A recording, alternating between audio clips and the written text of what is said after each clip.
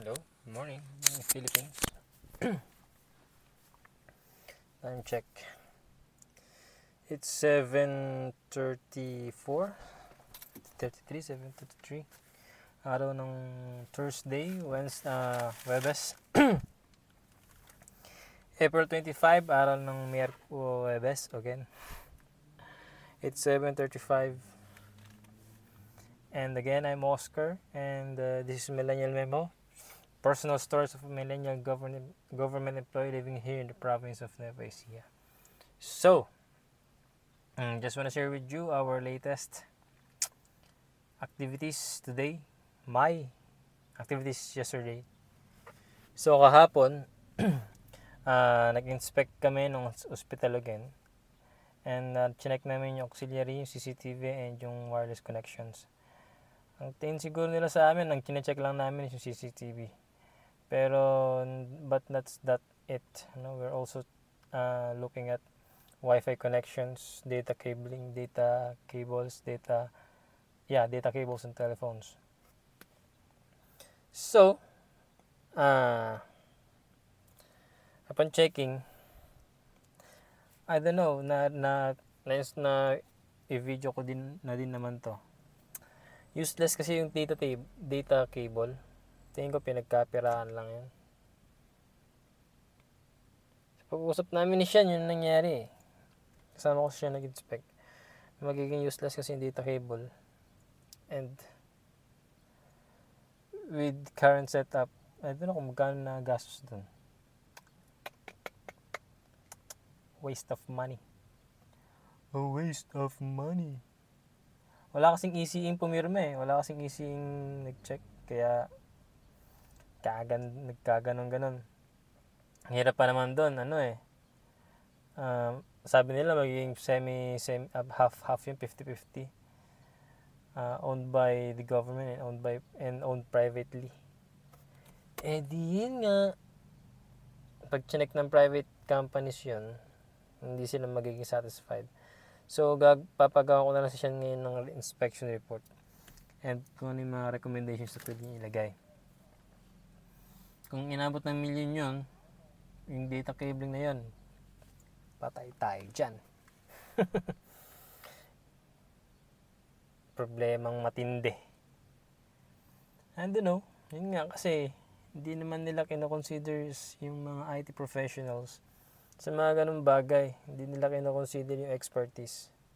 Kung kailan tapos na saka lalatagan ng ganyan. Tsaka walang mga nakabang na wireless connections. Meron lang sa hallway. Paano yung mga nurse stations? Di ba nila talaga kailangan ng internet doon? Ngayon, if that's the idea na hindi nila kailangan ng nurse station ng internet, then saan silang lalagay ng internet connection? Along hallways? Sa hallway ba I don't know. I cannot see the logic there. And again, papagawa ko na ng linya session. Nagawa na kami ng proposal dito ng internet dito sa City Hall. I'm not telling na magaling ako, pero logic lang Logic lang naman ang gumagana sa lahat ng bagay, logic. Takin mo, kada floor kada floor sa hospital may switch. Di given may switch. Tapos, takin mo data cable. Nasa flooring. Ano bang idea doon? Ano ba logic doon? Nakalan ba yung mga PC? Ngayon nga, wireless connections na, pwede ka na mag-filter ng port. Pwede ka na mag-filter ng Wi-Fi. Access points. I don't see the logic there. Napapag dito ng teacher. So yeah.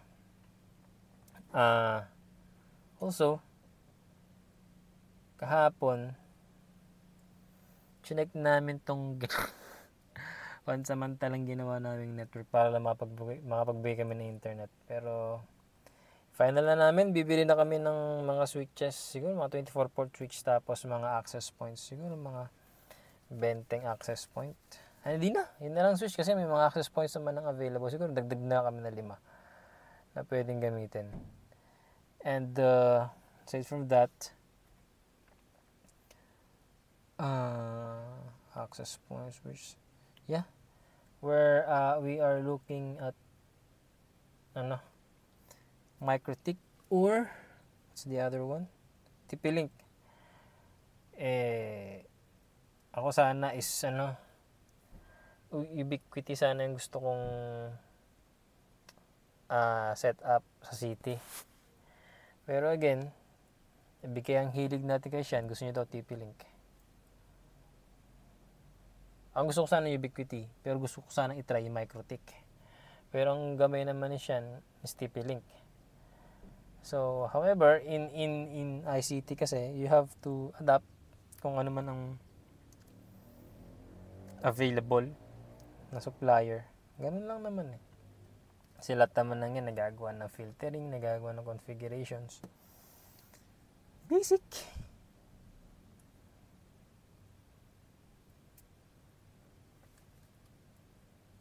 And nag-chat si ma'am na may nag-request daw ng printer dun sa bundok. Pupuntahan namin ngayon ni Azel, verifying kung okay ba yung paglalagay nila, saan ba ilalagay. Sandyline Health Center daw. Check muna namin kung paano maging setup. So mamumundo kami ngayon, may baon akong damit, may baon akong tubig. And yeah. So, yun lang naman tingin ko ang activity ngayon. Then, checking lang, monitor lang ng system kung ginagamit, kung na-utilize ba 100%. And,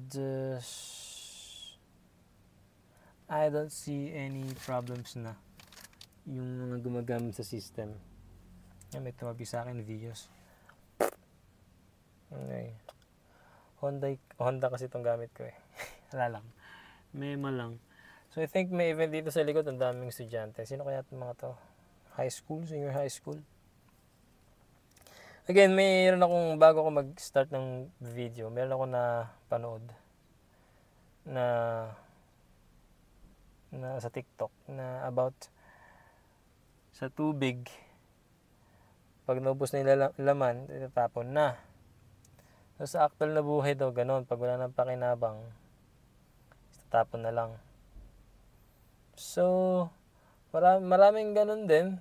Nakita ko naman, lalo na yung mga businessman, businesswoman na into developing an empire wherein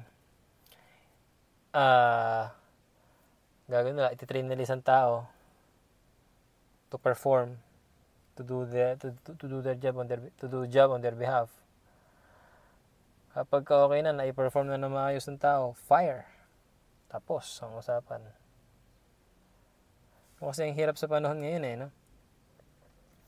Pag wala pang pakinabang kasi, either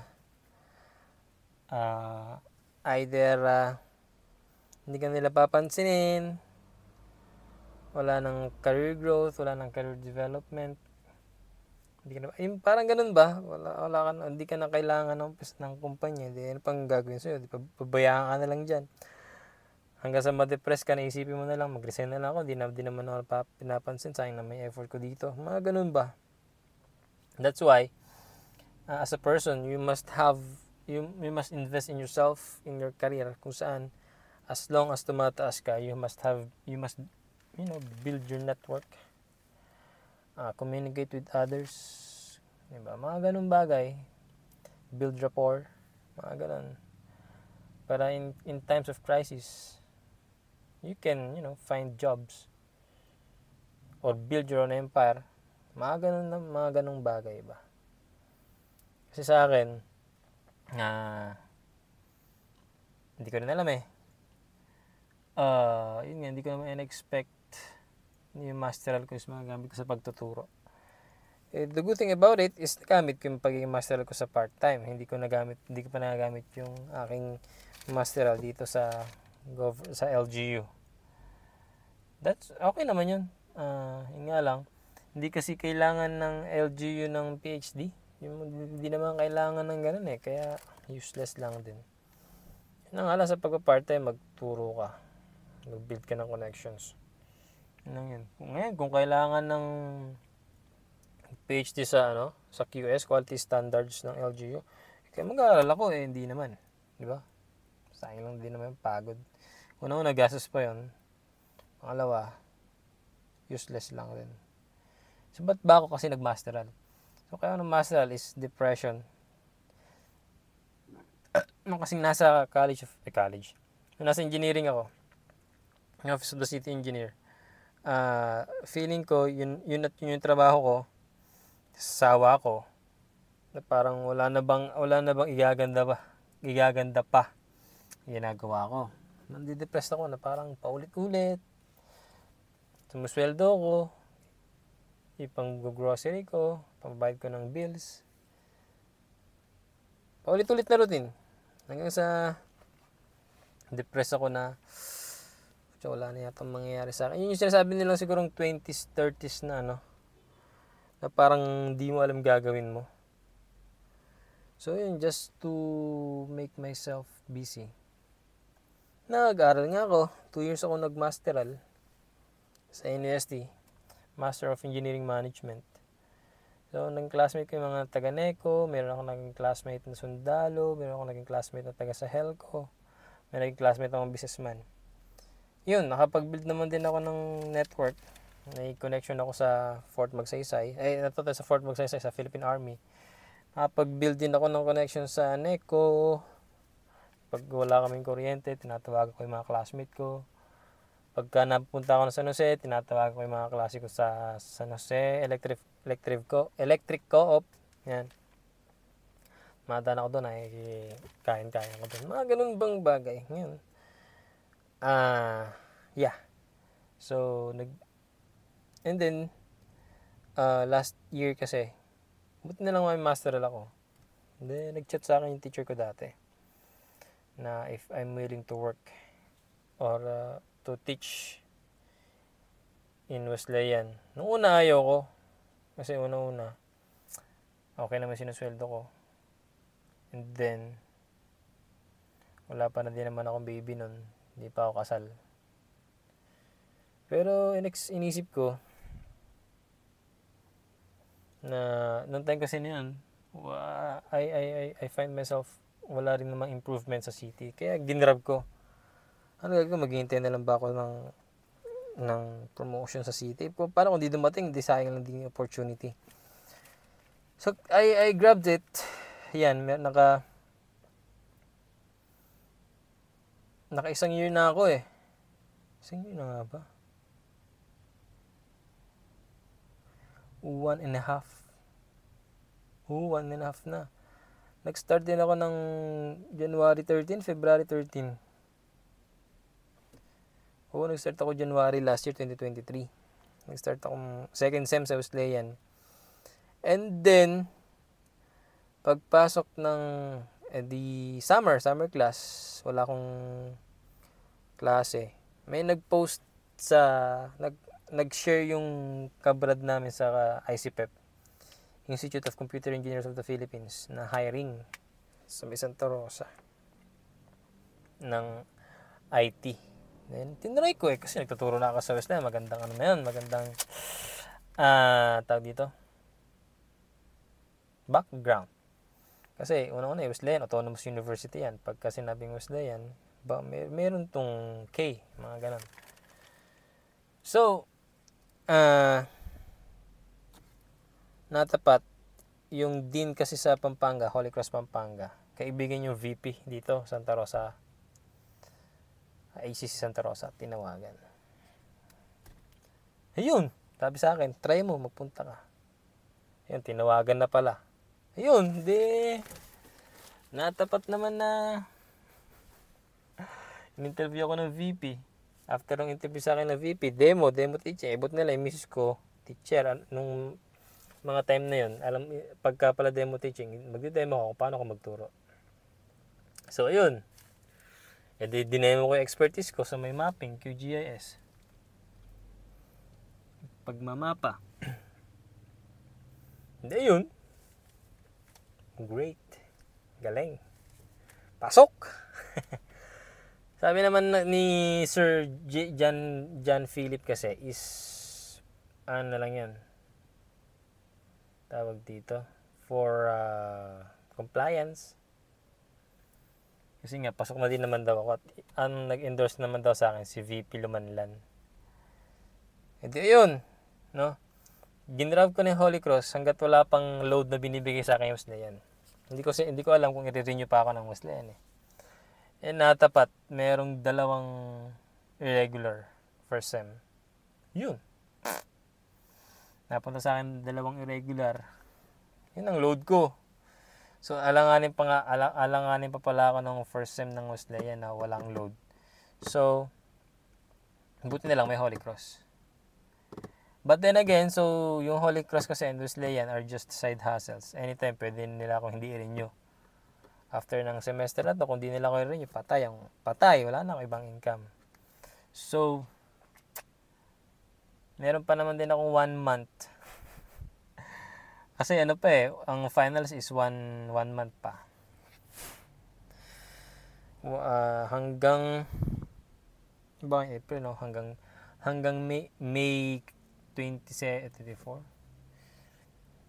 Hanggang first week pa ng June yung Wesleyan, hanggang last week pa yung Holy Cross ng May. So meron pa akong side hustle nun. So hopefully ma-renew ako sa Wesleyan at the same time sa Holy Cross. Same load. Sa Wesleyan kasi medyo medyo delicate ako ng first sem. Kasi yun nga, nung first sem ko nung Wesleyan is wala talaga. Irregular lang hawak ko. So yun, hopefully tuloy-tuloy. Ngayon kasi second sem ko pa lang sa Holy Cross. Looking forward na hindi magbago yung teaching. Hybrid pa rin. Kasi pagka daily biyahe sa Kabanatuan and sa Holy Cross, patay. Kung ang gasolina ko is 1,000 pesos a week, kaya maging 2,000 a week yun 2,000 pesos a week. 8,000 ka agad. 8,000 ka agad sa gasolina. Wala na ako nun. Diba? Pero yun nga. Sana meron pa rin hybrid. And makapagturo pa din ako sa Wesleyan and sa Holy Cross. May free pa nga ako ng Sunday eh. Diba? Para naman sa ganun, siksik ang schedule. So yun, looking forward to have more side hustles this coming second sem of the year, first sem of school year, academic year, and again promotion, diba? Yan naman ang hintay natin, increase ng sweldo, increase ng sweldo, increase ng side hustle, parang sa ganun, may provide tayo sa ating mga pamilya, sa asawa ko, sa anak ko. Diba? Ganun naman tayo sa parents ko especially. So again, thank you very much for watching this video. I'm Oscar and this is Millennial Memo. As personal stories of a millennial government employee living here in the province of Ecija. Sa pagkakalam ko, yung lahat, wala. Tingin ko wala yata nagtuturo ng mga department heads. Again, it's 7:53, April 25, araw ng Thursday. Thank you very much for watching. See you again tomorrow.